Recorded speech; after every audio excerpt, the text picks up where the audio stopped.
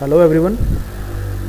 ਅੱਜ ਅਸੀਂ +1 ਕਲਾਸ ਦਾ Punjab school education board modern office practice subject ਦਾ ਸੈਕੰਡ ਚੈਪਟਰ ਜਿਹੜਾ ਡਿਸਕਸ ਕਰਨ ਜਾ ਰਹੇ ਹਾਂ, ਜਿਹਦਾ ਨਾਮ ਹੈ ਫੰਕਸ਼ਨਸ ਆਫ ਐਨ ਆਫਿਸ। ਪਿਛਲੀ ਵੀਡੀਓਜ਼ ਦੇ ਵਿੱਚ ਅਸੀਂ ਕਵਰ ਕੀਤਾ ਸੀਗਾ MOP ਦਾ ਪਹਿਲਾ ਚੈਪਟਰ ਦਾ ਮਾਡਰਨ ਆਫਿਸ ਦੇ ਵਿੱਚ ਅਸੀਂ ਕਈ ਟੌਪਿਕ ਜਿਹੜੇ ਆ ਪੜ੍ਹੇ।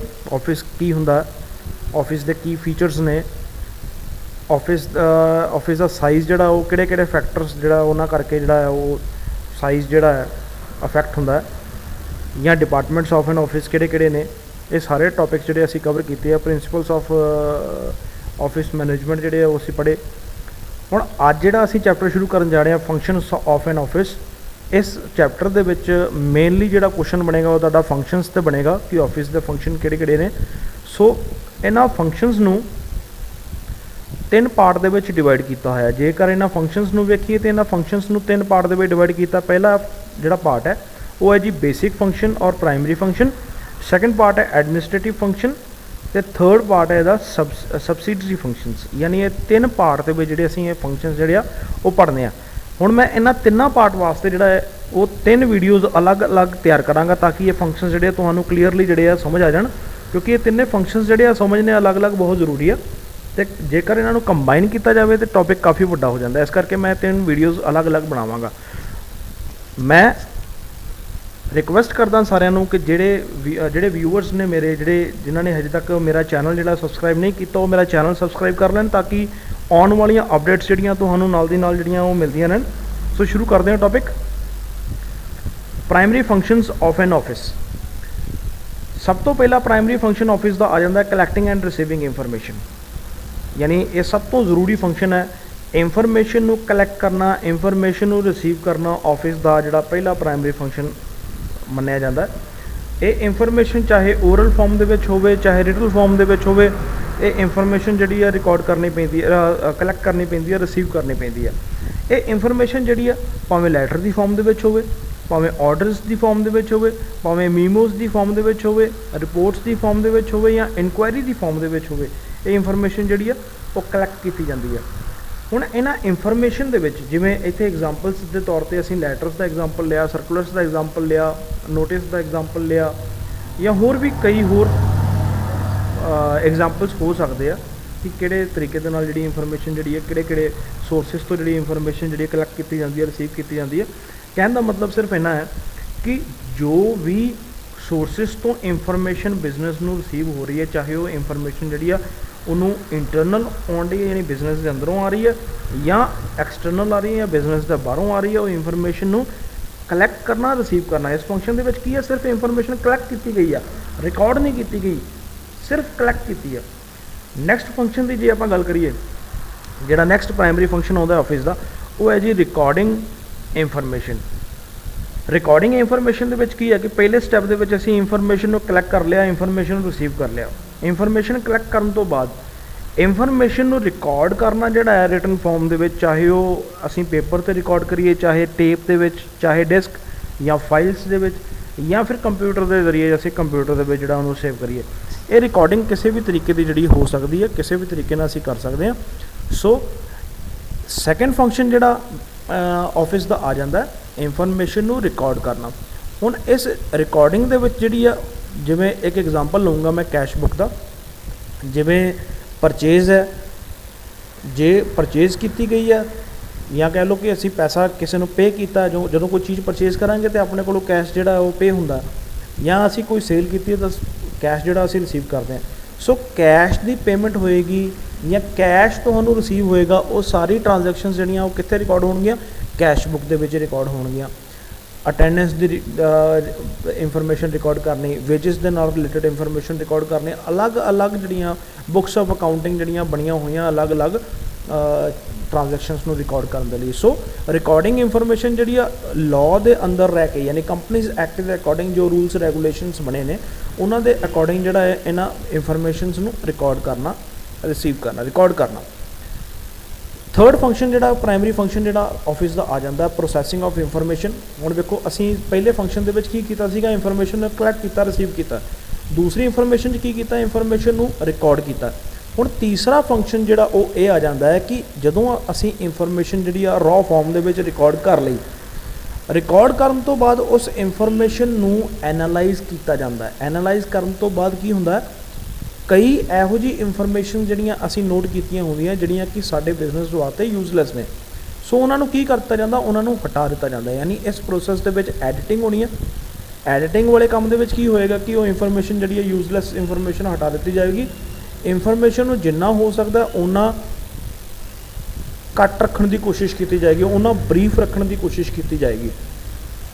ਹੁਣ ਐਕਸਪਰਟਸ ਕੀ ਕਰਦੇ ਆ, ਇਹ ਜਿਹੜੀ ਪ੍ਰੋਸੈਸਿੰਗ ਦੀ ਜਿਹੜੀ ਆ ਸਟੈਪ ਹੈ, ਜਿਹੜਾ ਪ੍ਰੋਸੈਸਿੰਗ ਆਫ ਇਨਫੋਰਮੇਸ਼ਨ ਵਾਲਾ ਜਿਹੜਾ ਫੰਕਸ਼ਨ ਹੈ ਉਹ ਐਕਸਪਰਟਸ ਦੁਆਰਾ ਕੀਤਾ ਜਾਂਦਾ, ਐਕਸਪੀਰੀਅੰਸਡ ਸਟਾਫ ਦੁਆਰਾ ਕੀਤਾ ਜਾਂਦਾ।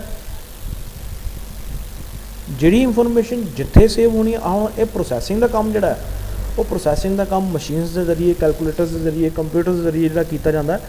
ਪ੍ਰੋਸੈਸਿੰਗ ਦੇ ਵਿੱਚ ਕੀ ਹੁੰਦਾ ਹੈ ਕਿ ਸਮਰੀਜ਼ ਤਿਆਰ ਕਰਨੀਆਂ, ਯਾਨੀ ਨਿਚੋੜ ਕੱਢਣਾ ਬੁੱਕਸ ਆਫ ਅਕਾਊਂਟਿੰਗ ਦਾ, ਟੋਟਲਿੰਗ ਕਰਨੀ, ਜਿਹੜੇ ਅਸੀਂ ਟ੍ਰਾਂਜੈਕਸ਼ਨਸ ਨੋਟ ਕੀਤੀਆਂ ਉਹਨਾਂ ਟੋਟਲਿੰਗ ਕਰਨੀ, ਉਹਨਾਂ ਨੂੰ ਐਡਿਟ ਕਰਨਾ, ਉਹਨਾਂ ਦੀ ਸੌਰਟਿੰਗ ਕਰਨੀ। ਸੌਰਟਿੰਗ ਦਾ ਮਤਲਬ ਹੁੰਦਾ ਕਿ ਚੀਜ਼ਾਂ ਨੂੰ ਅਰੇਂਜ ਕਰਨਾ, ਡੇਟ ਦੇ ਅਕੋਰਡਿੰਗ ਅਰੇਂਜ ਕਰੀਏ ਜਾਂ ਕਿਸੇ ਹੋਰ ਜ਼ਰੀਏ ਦੇ ਅਕੋਰਡਿੰਗ ਅਰੇਂਜ ਕਰੀਏ। ਸੋ ਪ੍ਰੋਸੈਸਿੰਗ ਆਫ ਇਨਫੋਰਮੇਸ਼ਨ 'ਚ ਕੀ ਆ, ਜਿਹੜੀ ਯੂਜ਼ਲੈਸ ਇਨਫੋਰਮੇਸ਼ਨ ਹੈ ਉਹਨਾਂ ਨੂੰ ਹਟਾ ਦੇਣਾ ਅਤੇ ਐਡੀਟਿੰਗ ਕਰਕੇ ਜੋ ਸਾਡੇ ਵਾਸਤੇ ਕੰਮ ਦੀ ਇਨਫੋਰਮੇਸ਼ਨ ਉਹਨੂੰ ਅੱਗੇ ਭੇਜ ਦੇਣਾ।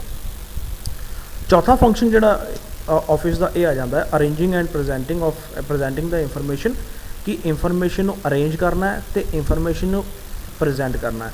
ਹੁਣ ਇਨਫੋਰਮੇਸ਼ਨ ਨੂੰ ਅਰੇਂਜ ਕਰਨ ਦੇ ਲਈ ਕੀ ਹੁੰਦਾ ਹੈ ਕਿ ਜਿਹੜੀ ਵੀ ਬੁੱਕਸ ਆਫ ਅਕਾਊਂਟਿੰਗ ਅਸੀਂ ਮੇਨਟੇਨ ਕਰਦੇ ਹਾਂ, ਜਿਵੇਂ ਇੱਕ ਐਗਜ਼ਾਮਪਲ ਲੈਂਦੇ ਅਸੀਂ ਫਾਈਨੈਂਸ਼ੀਅਲ ਸਟੇਟਮੈਂਟਸ ਦਾ।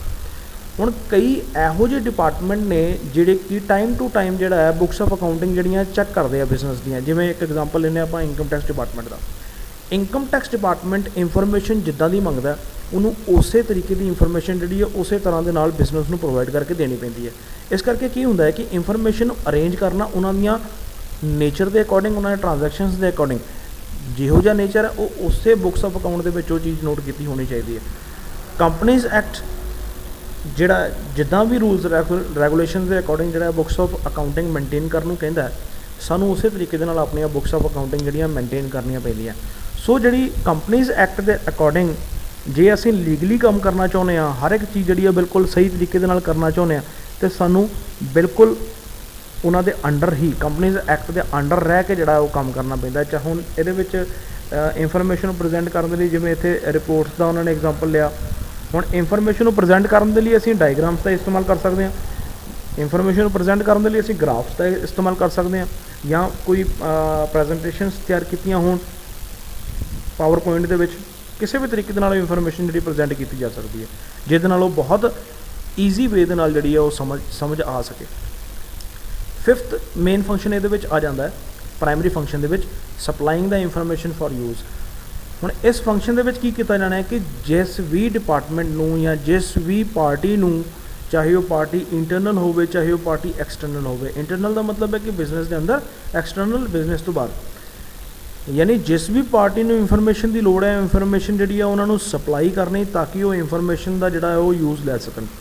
ਜਿਵੇਂ ਐਗਜ਼ਾਮਪਲ ਦੇ ਤੌਰ 'ਤੇ ਪ੍ਰੋਡਕਸ਼ਨ ਸਟੇਟਮੈਂਟ ਜਿਹੜਾ ਇਹਨਾਂ ਨੇ ਐਗਜ਼ਾਮਪਲ ਲਿਆ। ਹੁਣ ਪ੍ਰੋਡਕਸ਼ਨ ਡਿਪਾਰਟਮੈਂਟ ਦੇ ਵਿੱਚ ਕੀ ਹੈ ਕਿ ਜਦੋਂ ਕੋਈ ਵਰਕਰ ਜਿਹੜਾ ਹੈ, ਕਿਉਂਕਿ ਜਿੰਨਾ ਵੀ ਆਪਰੇਟਿਵ ਲੈਵਲ ਜਿਹੜੇ ਵਰਕਰ ਨੇ ਉਹ ਸਾਰੇ ਪ੍ਰੋਡਕਸ਼ਨ ਡਿਪਾਰਟਮੈਂਟ 'ਚ ਕੰਮ ਕਰ ਰਹੇ ਆ। ਹੁਣ ਪ੍ਰੋਡਕਸ਼ਨ ਡਿਪਾਰਟਮੈਂਟ ਜਾਣਦਾ ਕਿ ਕਿਹੜਾ ਵਰਕਰ ਕਿਹੜੇ ਤਰੀਕੇ ਦੇ ਨਾਲ ਪਰਫਾਰਮ ਕਰ ਰਿਹਾ ਕੰਮ ਨੂੰ, ਕਿਹਨੂੰ ਇਨਸੈਂਟਿਵ ਮਿਲਣਾ ਚਾਹੀਦਾ, ਕਿਹਨੂੰ ਇਨਸੈਂਟਿਵ ਨਹੀਂ ਮਿਲਣਾ ਚਾਹੀਦਾ, ਕਿਉਂਕਿ ਇਹ ਸਾਰੀ ਇਨਫੋਰਮੇਸ਼ਨ ਜਿਹੜੀ ਆ ਉਹ ਪ੍ਰੋਡਕਸ਼ਨ ਡਿਪਾਰਟਮੈਂਟ ਦੇ ਕੋਲ ਹੈ। ਸੋ ਪ੍ਰੋਡਕਸ਼ਨ ਡਿਪਾਰਟਮੈਂਟ ਜਿਹੜਾ ਹੈ ਉਹ ਉੱਪਰ ਰეკਮੈਂਡ ਕਰਦਾ ਕਿ ਕਿਹੜੇ ਵਰਕਰ ਨੂੰ ਜਿਹੜਾ ਇਨਸੈਂਟਿਵ ਮਿਲਣਾ ਚਾਹੀਦਾ ਜਾਂ ਕਿਹੜੇ ਨੂੰ ਨਹੀਂ ਮਿਲਣਾ ਚਾਹੀਦਾ। ਇਸ ਕਰਕੇ ਇਹ ਇਨਫੋਰਮੇਸ਼ਨ ਜਿਹੜੀ ਆ ਜਿਸ ਵੀ ਪਾਰਟੀ ਨੂੰ ਜ਼ਰੂਰਤ ਹੈ ਉਹਨੂੰ ਸਪਲਾਈ ਕਰਨਾ। ਨੈਕਸਟ ਜਿਹੜਾ ਪੁਆਇੰਟ ਇਹਦੇ ਵਿੱਚ ਆ ਜਾਂਦਾ ਹੈ ਮੇਨਟੇਨੈਂਸ ਆਫ ਰਿਕਾਰਡ। ਬਹੁਤ ਈਜ਼ੀ ਪੁਆਇੰਟ ਹੈ, ਯਾਨੀ ਰਿਕਾਰਡਸ ਨੂੰ ਮੇਨਟੇਨ ਕਰਨਾ, ਰਿਕਾਰਡਸ ਨੂੰ ਪ੍ਰੀਜ਼ਰਵ ਕਰਨਾ ਤਾਂ ਕਿ ਉਹ ਫਿਊਚਰ ਦੇ ਵਿੱਚ ਯੂਜ਼ ਕੀਤਾ ਜਾ ਸਕੇ। ਹੁਣ ਉਸ ਇਨਫੋਰਮੇਸ਼ਨ ਨੂੰ ਜਿਹੜਾ ਮੇਨਟੇਨ ਕਰਨ ਦੇ ਲਈ ਅਸੀਂ ਫਾਈਲਸ ਦਾ ਇਸਤੇਮਾਲ ਕਰ ਸਕਦੇ ਹਾਂ, ਜਿਹੜਾ ਤੁਸੀਂ ਅੱਗੇ ਚੈਪਟਰ ਵੀ ਪੜ੍ਹੋਗੇ ਇਹਦੇ ਨਾਲ ਰਿਗਾਰਡਿੰਗ ਪੂਰਾ ਚੈਪਟਰ ਆ ਫਾਈਲਿੰਗ ਦਾ, ਵੀ ਅਸੀਂ ਕਿਵੇਂ ਫਾਈਲਿੰਗ ਕਰਦੇ ਹਾਂ, ਇੰਡੈਕਸਿੰਗ ਕਿਵੇਂ ਕਰਦੇ ਹਾਂ। ਇਹ ਸਾਰੇ ਕੰਮ ਜਿਹੜੇ ਆ ਉਹ ਸਾਰੇ ਇਸੇ ਪੁਆਇੰਟ ਦੇ ਅੰਡਰ ਆਉਣਗੇ, ਮੇਨਟੇਨੈਂਸ ਆਫ ਰਿਕਾਰਡ ਦੇ ਅੰਡਰ। ਵੀ ਰਿਕਾਰਡਸ ਨੂੰ ਇਸ ਤਰੀਕੇ ਦੇ ਨਾਲ ਐਫੀਸ਼ੀਐਂਸੀ ਦੇ ਨਾਲ ਜਿਹੜਾ ਹੈ ਪ੍ਰੀਜ਼ਰਵ ਕਰਨਾ, ਮੇਨਟੇਨ ਕਰਨਾ ਤਾਂ ਕਿ ਉਹ ਰਿਕਾਰਡ ਜਿਹੜਾ ਹੈ ਬਿਲਕੁਲ ਐਫੀਸ਼ੀਐਂਟਲੀ ਜਿਹੜਾ ਹੈ ਉਹ ਫਿਊਚਰ ਯੂਜ਼ ਦੇ ਵਿੱਚ ਜਿਹੜਾ ਹੈ ਉਹ ਯੂਜ਼ ਕੀਤਾ ਜਾ ਸਕੇ। Record maintenance is an important part ਹੈ, ਕਿ ਇਹੋ ਜਿਹਾ ਇੰਪੋਰਟੈਂਟ ਪਾਰਟ ਹੈ ਆਫਿਸ ਦਾ ਜਿਹਦੇ ਨਾਲ ਅਸੀਂ ਆਪਣਾ ਡਿਜ਼ਾਇਰਡ ਰਿਜ਼ਲਟ ਜਿਹੜਾ ਉਹ ਅਚੀਵ ਕਰ ਸਕਦੇ ਹਾਂ, ਯਾਨੀ ਆਪਣਾ ਗੋਲ ਜਿਹੜਾ ਹੈ ਉਹ ਅਚੀਵ ਕਰ ਸਕਦੇ ਹਾਂ। ਜੇਕਰ ਤੁਸੀਂ ਵਧੀਆ ਤਰੀਕੇ ਦੇ ਨਾਲ ਆਪਣੇ ਰਿਕਾਰਡ ਮੇਨਟੇਨ ਕੀਤੇ ਆ। ਸੋ ਇਹ ਵੀ ਇਹਦਾ ਇੱਕ ਮੇਨ ਫੰਕਸ਼ਨ ਹੈ ਆਫਿਸ ਦਾ। ਨੈਕਸਟ ਜਿਹੜਾ ਲਾਸਟ ਫੰਕਸ਼ਨ ਇਹਦੇ ਵਿੱਚ ਇਹ ਆ ਜਾਂਦਾ preparation and presentation of account. ਹੁਣ ਇਹਦੇ 'ਚ ਕੀ ਆ, ਅਕਾਊਂਟਿੰਗ ਬੁੱਕਸ ਨੂੰ ਪ੍ਰਿਪੇਅਰ ਕਰਨਾ, ਅਕਾਊਂਟਿੰਗ ਬੁੱਕਸ ਨੂੰ ਪ੍ਰੈਜੈਂਟ ਕਰਨਾ ਕਿ ਕਿਵੇਂ ਉਹਨੂੰ ਪ੍ਰੈਜੈਂਟ ਕਰਨਾ ਹੈ। ਜਿਵੇਂ ਸੇਲਸ ਦਾ ਜਿਹੜਾ ਕੰਮ ਹੈ ਉਹ ਸੇਲਸ ਬੁੱਕ ਦੇ ਵਿੱਚ ਜਾਏਗਾ, ਪਰਚੇਸ ਦਾ ਜਿਹੜਾ ਕੰਮ ਹੈ ਪਰਚੇਸ ਬੁੱਕ ਦੇ ਵਿੱਚ ਜਾਏਗਾ। ਇਸੇ ਤਰੀਕੇ ਦੇ ਨਾਲ ਡਿਫਰੈਂਟ ਬੁੱਕਸ ਆਫ ਅਕਾਊਂਟਿੰਗ ਜਿਹੜੀਆਂ ਮੇਨਟੇਨ ਕਰਨੀਆਂ, ਤਾਂ ਕਿ ਸਾਨੂੰ ਕਿਤੇ ਵੀ ਲਾਅ ਦੇ ਅਗੇਂਸਟ ਜਾਣ ਦੀ ਲੋੜ ਨਾ ਪਵੇ। ਕਹਿਣ ਦਾ ਮਤਲਬ ਕਿ ਜਿਹਨੂੰ ਵੀ ਉਹ ਇਨਫੋਰਮੇਸ਼ਨ ਦੀ ਲੋੜ ਆ ਉਹਨੂੰ ਉਹ ਇਨਫੋਰਮੇਸ਼ਨ ਜਿਹੜੀ ਆ ਉਹ ਬਹੁਤ ਈਜ਼ੀ ਵੇ ਦੇ ਨਾਲ ਸਮਝ ਆ ਸਕੇ। ਇਸ ਕਰਕੇ ਉਸ ਇਨਫੋਰਮੇਸ਼ਨ ਨੂੰ, ਉਸ ਬੁੱਕਸ ਆਫ ਅਕਾਊਂਟਿੰਗ ਨੂੰ ਪ੍ਰਿਪੇਅਰ ਕਰਨਾ ਔਰ books of accounting the information ਨੂੰ ਕਿਵੇਂ ਅਸੀਂ ਪ੍ਰੈਜੈਂਟ ਕਰਨਾ, ਉਹ ਇਸ ਫੰਕਸ਼ਨ ਦੇ ਵਿੱਚ ਜਿਹੜਾ ਉਹ ਕੀਤਾ ਜਾਣਾ।